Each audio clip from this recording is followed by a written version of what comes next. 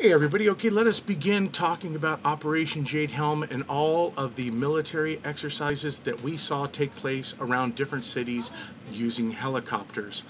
And we're going to get a sense about exactly can we believe what we're being told about Operation Jade Helm from the officials that are running it.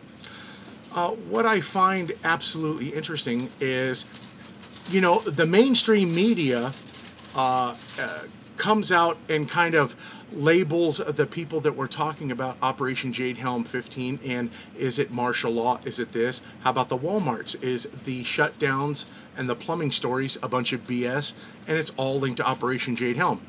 The funny thing is the mainstream media never even revealed the story about Jade Helm, period.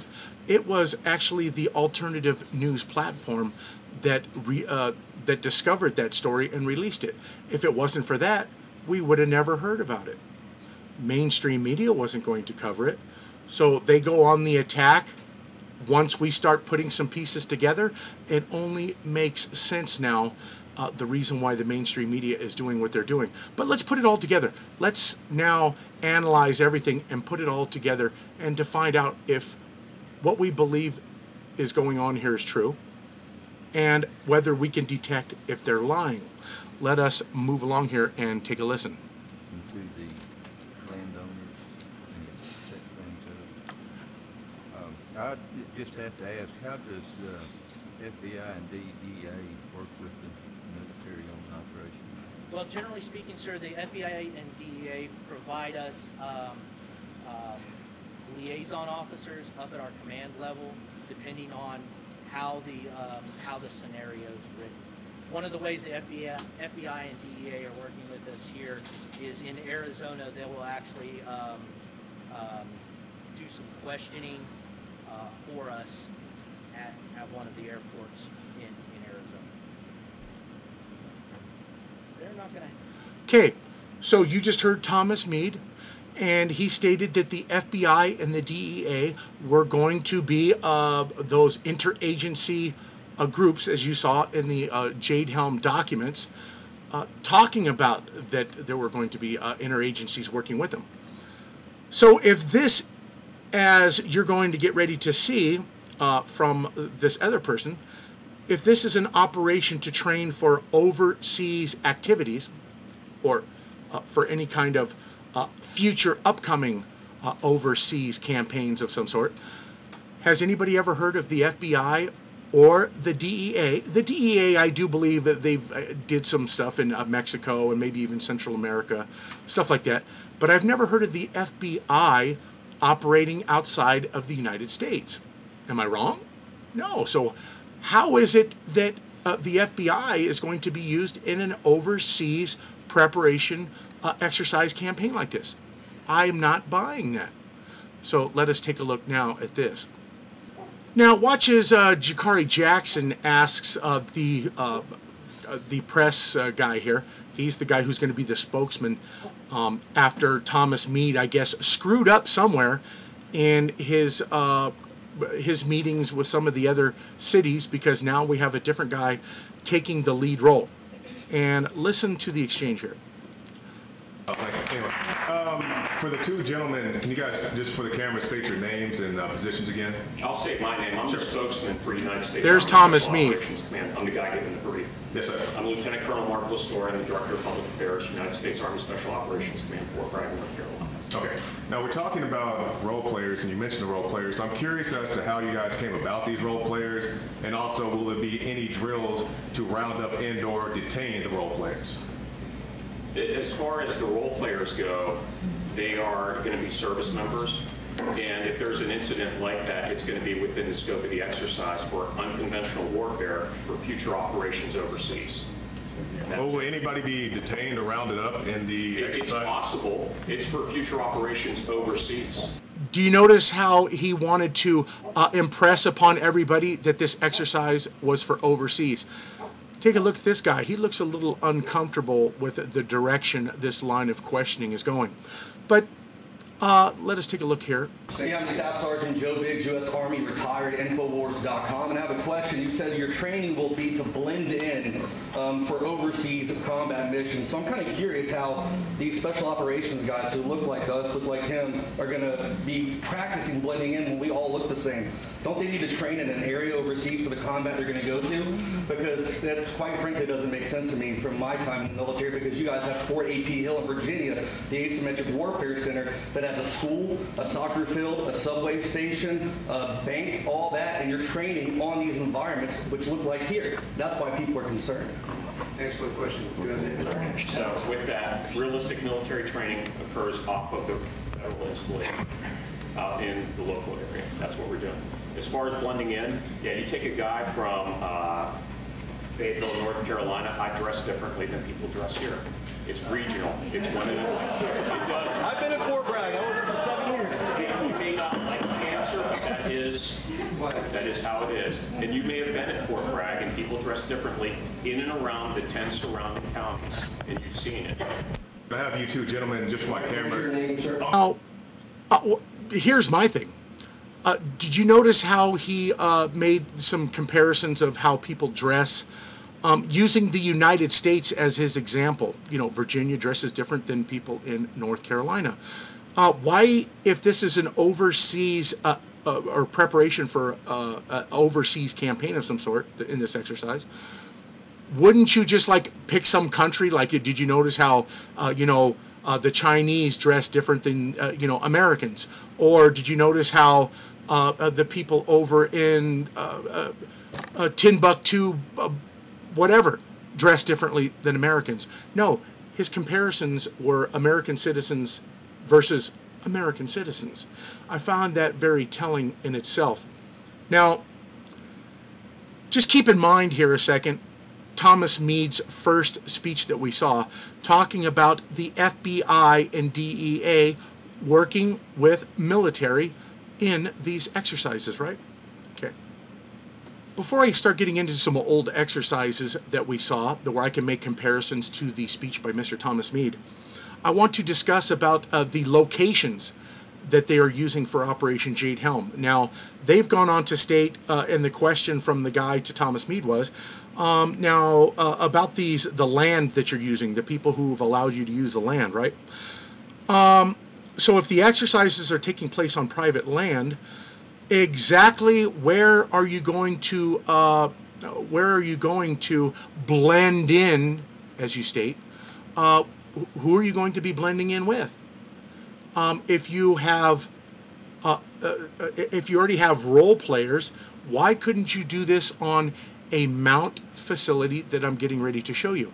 Now, they already discussed right there, Joe Biggs discussed Fort A.P. Hill, the Virginia location that has the mosque, the church, the subway, the railroad tracks.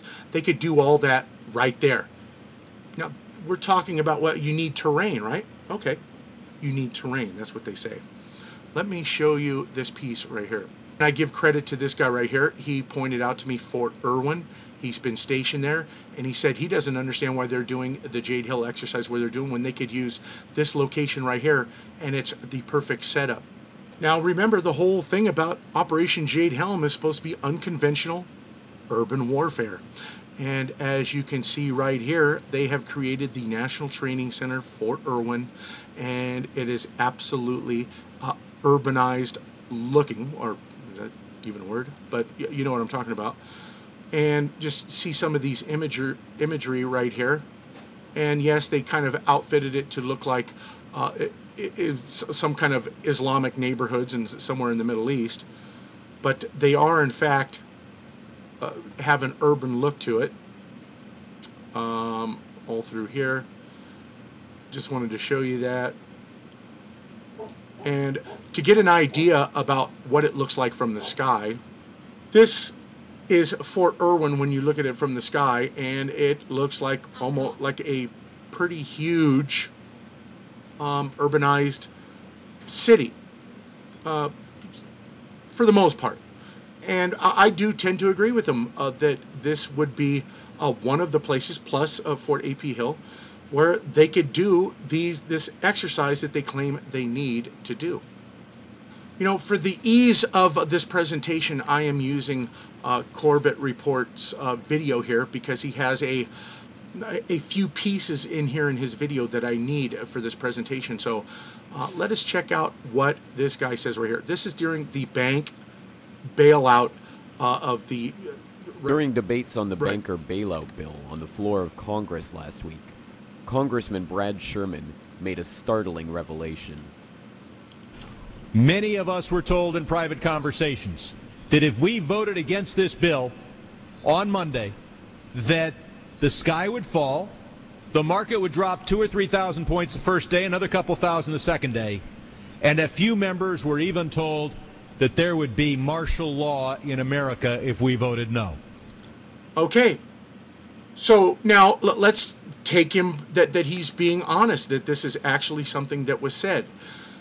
Now, looking at a person like Viking, what's his name? Viking on YouTube, and he was talking about martial law in the United States is an impossibility. No, martial law is not an impossibility. One, because it doesn't take very many troops to go around and stating that the town is on lockdown, and then they'll have to deal with anybody who's not, complying. Now, if you're going for a gun grab and locking down a whole town one at a time, then we start having sort of an issue with that. But interestingly enough, this guy states that there was a situation with all this that could have led to martial law. So I have to ask, is there a situation that they're planning for?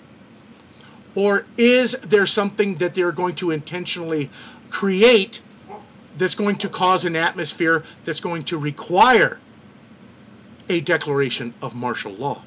But now to answer some of the other questions that some people had. Now I want you to pay close attention right here for me. Of implementing martial law is not idle talk. In this shocking article, the U.S. Army admits they're bringing a combat team back from Iraq to continue their mission in America, and that this combat team will be assigned to NORTHCOM to assist in the event of civil unrest, in crowd control through non-lethal weaponry.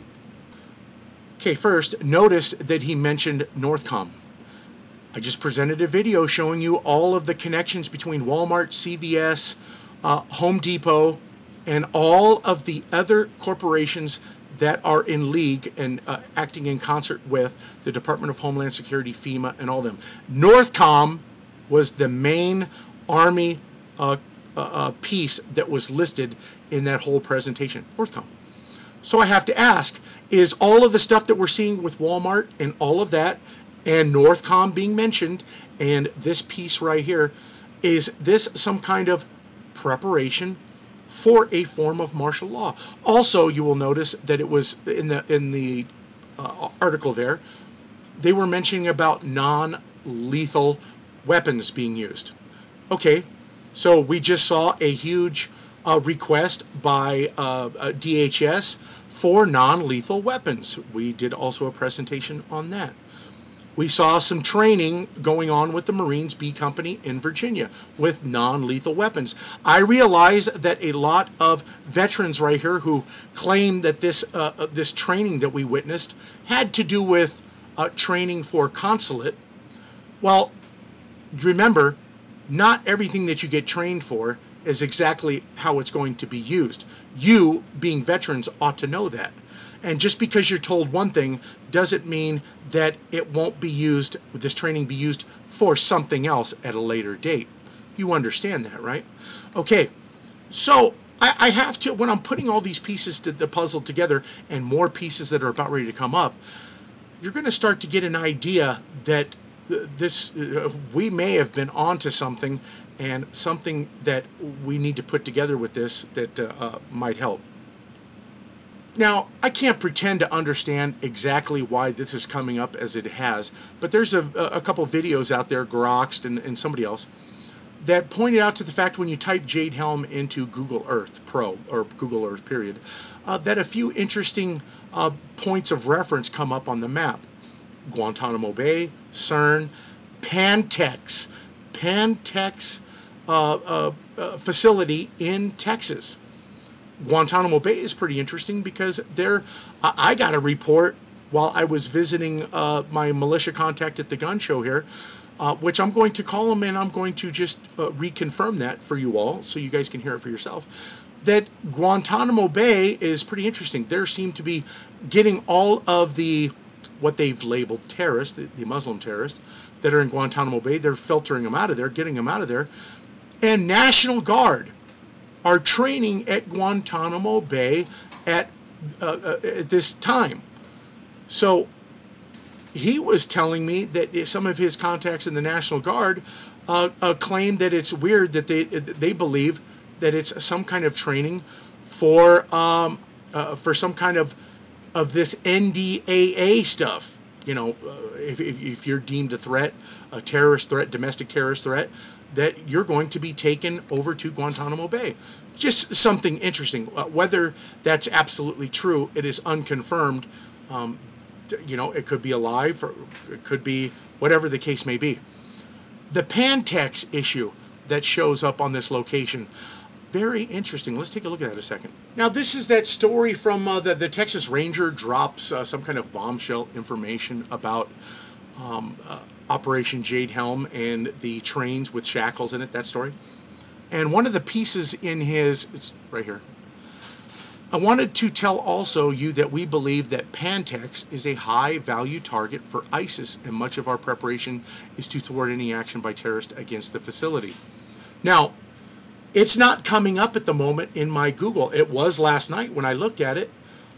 When I was going to present all this, I was getting all my research in a row, and it's not there. I should have taken a snapshot, but anybody who's looked to see that, you may have seen that, and you'll know that I'm telling you the truth, that Pantex facility out of Texas did appear in the Google Earth listing there under Jade Helm. Now, this right here is going to go along with what I'm going to present here upcoming also, but I want to also remind you about Thomas Meade, FBI, DEA. But what he failed to mention right there, and what everybody should already know by now, is that local law enforcement is also supposed to be participating in the exercise with the participants of Operation Jade Helm 15. So what is the whole purpose of local law enforcement, FBI and DEA, doing in an operation when they're not going to be able to attend these activities or this campaign overseas that this training is supposed to be for? Now remember, Operation Jade Helm 15 is supposed to be urban warfare, or actually training for urban warfare. And also, it's supposed to be unconventional urban warfare. Now let's take a look at this footage from the year 2000 and listen close. Took place throughout the 90s, with American troops training with foreign soldiers to arrest and detain U.S. citizens. What you're seeing is real. April 10th through April 20th in Swansboro, North Carolina. This has been repeated across the country in the last 2 years. So-called urban warfare training in America. Of course, in the case of Swansboro, they actually pulled people over and searched their vehicles with the local police department. A local listener sent me this video of the Swansboro incident. You see, they take out groups of young officers from across the country in the Marine Corps and teach them that it's okay to go into American towns and cities and take over the city halls and search vehicles. In this training exercise, it became real. They become so arrogant, they just followed their orders and began to search people's vehicles. And as you're about to find out, it's not just the Marines, it's the Army too, in Central Texas. These drills quickly became reality, as in 2005, the National Guard was deployed in the wake of Hurricane Katrina to seize legally held guns from law-abiding citizens against their will. So, if this doesn't answer your question now, what would the military do about following orders? It appears from these exercises right here that were carried out in the early 2000s that they complied with their orders without fail, without question. They were even doing it with foreign troops. And they didn't think to ask why exactly this training exercises were going on, why they were training to do this, why foreign troops were interacting to do this on the American streets. Now, they went so far as to even search vehicles with the local law enforcement. Now remember, they were working with local law enforcement. So this was not training for any kind of overseas exercises. Do you understand me? Does everybody understand what I'm trying to tell you? Your military, for the most part, are going to follow orders without fail if it comes to a martial law plan being enacted. Let's take a look at some other interesting things when it comes to special forces training for overseas with the helicopters.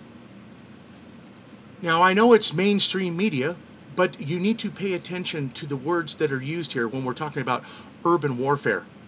And we're talking about that the military has to train for terrain as closely as what they're going to be using this training for. And pay attention. KCAL 9's Juan Fernandez is live on Sky 9 to show us some incredible images that we captured tonight. Juan? Indeed, Rick, what we saw tonight is something you normally do not see over the skies of Los Angeles. We can take you live outside, give you an idea where all this was going on over downtown Los Angeles and in the area surrounding it. Special Military Operation Forces, in conjunction with the LAPD, conducting some Special Operations Forces, hear me now, Jade Helm is Special Operations Forces, everybody. Okay, pay attention. military maneuvers that had many people wondering what is going on. Dive, dive, dive, dive, dive, dive. Military maneuvers by Special Operation Forces in full swing over the skies of Los Angeles. Now, did you guys see this little small helicopter right here? You see that right there? That's called a Little Bird. It's called the MH-60 or 06, something like that. But pay attention to the Little Bird because they're part of these exercises, and that's going to become part of my presentation here in future videos I'm going to get ready to show you. Eyes of Los Angeles. Our cameras were there when a Black Hawk helicopter and 4 OH-6s, or Little Birds, flew over the city. Take a look. This is the U.S. Bank building where they hovered for a while before flying to their next target. 1 o'clock, very low.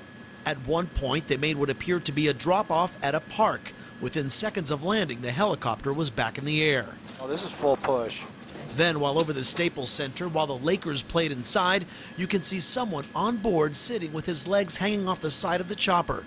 While the training is hush-hush, the LAPD, which is assisting the military, says this is routine training with the focus on urban environments. The staging area tonight, Dodger Stadium.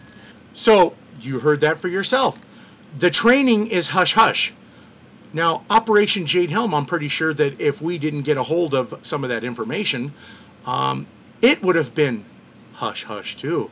Yes, so what you're noticing here is this is the, I would say, more of the helicopter aspect of the training of what we're getting ready to see in the United States here in the not too near future. And Operation Jade Helm is going to be the ground aspect of what they're going to be using in the near future. Now, listen to what this guy here says. He's a National Guard pilot. Chief Warrant Officer David Duran was a U.S. Army aviator for 12 years. He now flies Black Hawk helicopters for the National Guard in California. He says what we're seeing tonight could be a dry run for a future mission. They do a lot of mock-up training, but it's always best to get the closest terrain layout to what the objective is, wherever it could be, again, worldwide. Duran says the military picks environments based on what they might be facing in the near future. Okay, all right, everybody. Here's what I want you to pay close attention to with all of these exercises in this one and all the ones that I'm getting ready to show you.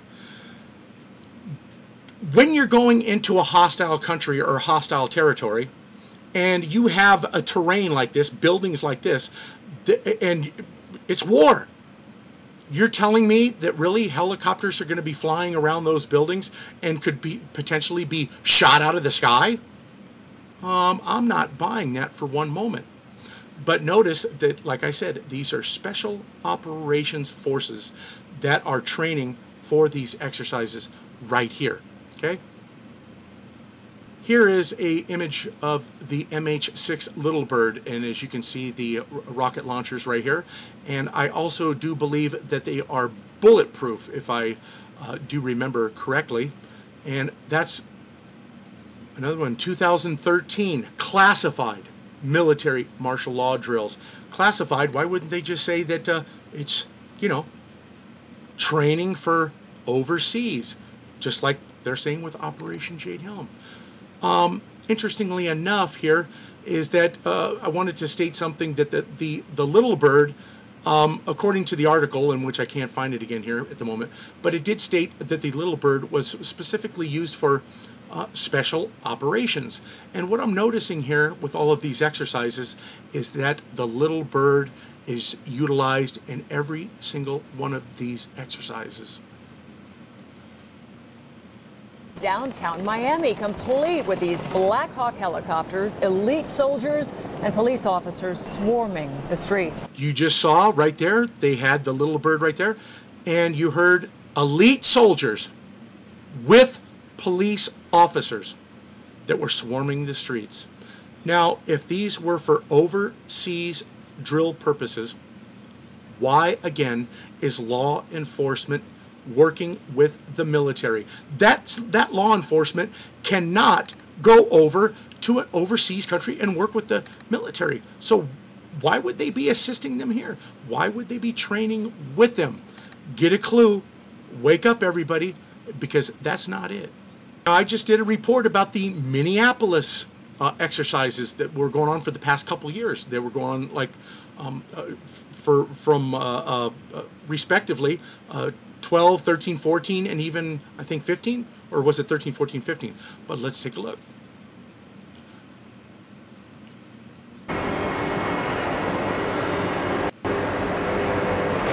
And there again is your special forces or special operations Little Bird right there. Training in Minneapolis. However you want to pronounce it. And don't forget, in that presentation, the video I did about those exercises in Minneapolis, the letter stated that the military wanted the officials and the police department to keep the purposes for their exercise classified. Remember that. So already we've seen a lot of classified requests being made in each one of these exercises we saw so far. Just to show you how much that they want to keep this training purposes secret. Again, this is another episode in Minneapolis from a separate year, and as you'll see right here. CCO's Kim Johnson reports it's a training mission that has authorities tight-lipped. It's a scene that may look straight out of an action movie. One after another, military helicopters, some with no lights, hover close to high-rises, weaving in and around buildings. Their name we know, Night Stalkers, or more formally... And there is your Special Operations Little Bird helicopter. And in Boston, 2011 training exercises using, that's right, your Little Bird helicopters, and of course, your Black Hawks.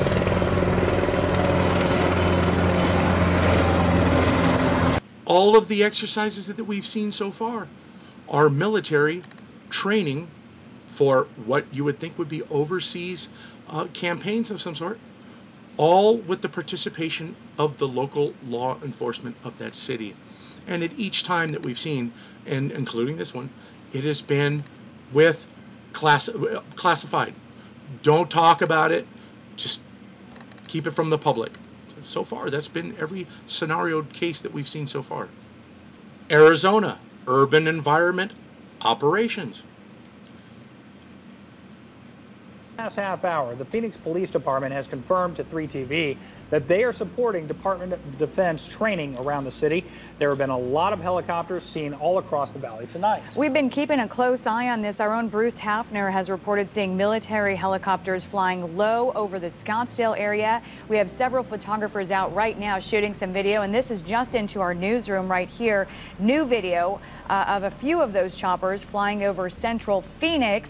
Last night, the area near Sandra Day O'Connor High School was used for this training. Again, lots of people reporting low-flying helicopters around the city tonight. Are you starting to see a pattern develop here, everybody? Every exercise that I have shown you right here, including Operation Jade Helm 15, has been either it's going to be with local law enforcement, or all of the exercises we've seen in the past have always been in conjunction with local law enforcement. I think that kind of nullifies the arguments that these training exercises are going to be for overseas purposes.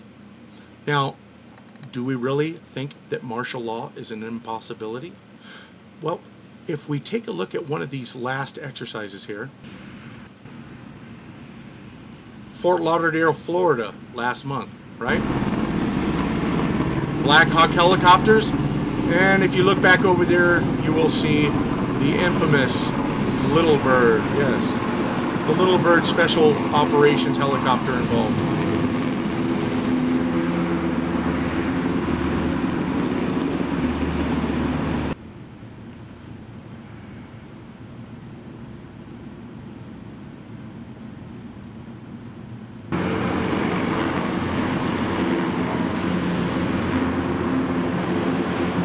Right there.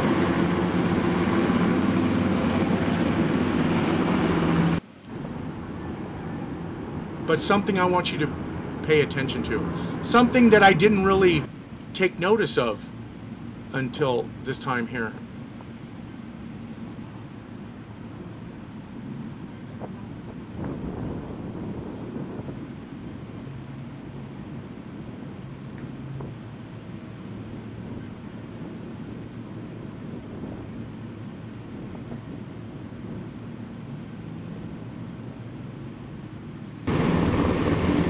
Now, I can't say this with 100% certainty, but I know that if this was some form of training for overseas campaigns of some sort, you would think that there would be ground support. Yes, ground support. You are seeing some form of air support, but don't you think that there should have been some kind of ground support that we should have been able to see, right? Overseas, you don't know what you're stepping into, do you? Right. But you do if your training is going to be used in the United States. You know exactly what to expect, don't you? Well, take a look. They pack them all up in white vans. Now, if it's for overseas training, right? Why is it only the white vans that are traveling down the road? Wouldn't you have some kind of military escort vehicles for some kind of, what? Ground support, yes. You would think that you would see some kind of, whatever, a Bearcat, some MRAPs, or some, maybe some Humvees of some sort. You don't see, if this is training for actuality, for overseas training, you would think that you would see some form of military escort vehicles with those white vans. We don't see it. This leads me to believe that this was absolutely for domestic training purposes. Considering what we've been hearing, if true, that, hold on a second here, sorry, had to cough. If the National Guard are really training in Guantanamo Bay, and if there's any truth that some of these National Guard are kind of expressing concern that their training leads them to believe that it is for under NDAA purposes, meaning, yeah, that's right, domestic terrorist dissidents. And from all appearances from this training exercise right here leads me to believe that's exactly what it's for. Operation Jade Helm leads me to believe that that's exactly what this is for. All of the exercises and them discussing about special operations forces training in these helicopter exercise scenarios all over the towns. I'm going to repeat it again. If it's for overseas training and you don't know what you're getting into, would you really expect them to be flying all kinds of helicopters all over close to the buildings where people could be inside the buildings overseas and shoot down the helicopters? Man, I don't know about all that. That just does not make sense to me. But one last piece that I want to leave you all with. Now, a story came out about realistic military training canceled in Crossroads. Story by Bianca Montez. Originally, the military was had this little agreement with Victoria and Gilead counties to do their exercises. And you would think that that because the story came out the 29th, that the military canceled this after possibly the Texas Guard being called up to observe them by Texas Governor Abbott, right? Well, I called Mrs. Bianca Montez and I called the Victoria County Sheriff's Department to talk to Mr. Roy Boyd, and you are getting ready to hear that now. On April the 14th, we actually received a notification. Okay, so you received a notification on April 14th that they were canceling their appearance. Now, one last question you may be able to help me with. Governor Abbott had put out a kind of some orders to the Texas Guard to keep observations on the exercise itself. Do you know exactly when Abbott came out with that order? Do you know? I have no idea. All we received was notification that the exercise is no longer going to be taking place in Victoria or Goliad counties. So beyond that, unfortunately, I don't have any other. Now, according to this lady right here at the Sheriff's Department, Mr. Roy Boyd was in a meeting, is that they got the notice, actually, that the military canceled their appearance in Victoria County in Gilead on April 14th. Now, the order that came out from Mr. Abbott, according to the letter, and it's right here in this piece right here, but I don't know if I have enough time to show it all, that came out on the 28th. And let me just put up a little shot of the order. Right here, Governor Abbott, Major General Gerald J. Beatty, Commander, Texas State Guard, order, April 28th. Okay. Did Mr. Boyd express to you when exactly the military contacted him to cancel their appearance? I actually got the Lieutenant Thomas Eisman is the one who confirmed, and no, he wouldn't tell me when that was, or and he said they didn't give any explanation either. Right, yeah, I just called the... So she talked to the guy who was the mouthpiece there standing next to Mr. Thomas Meade, Eisen. He was the one who was being questioned by, yes, Jakari Jackson and Joe Biggs at the meeting at Bastrop.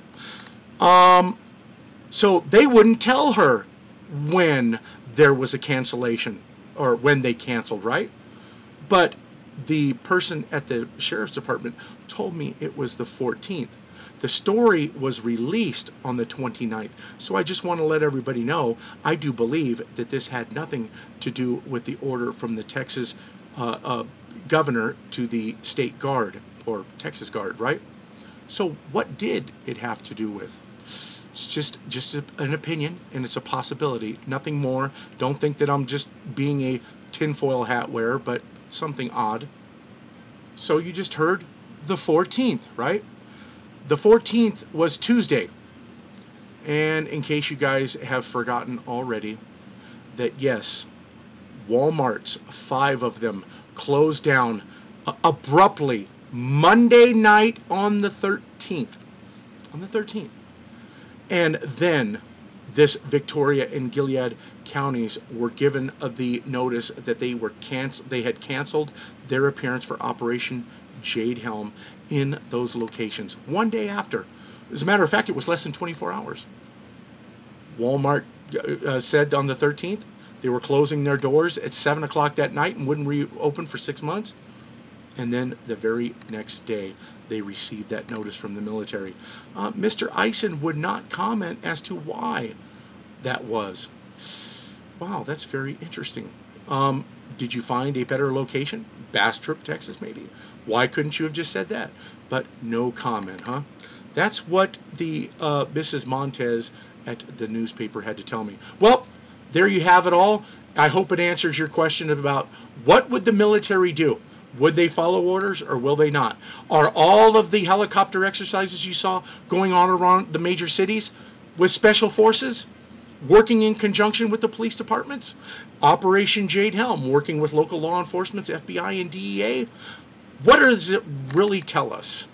I do believe it is for domestic purposes, and we are about ready to find out those domestic purposes very, very soon. Thanks, everybody.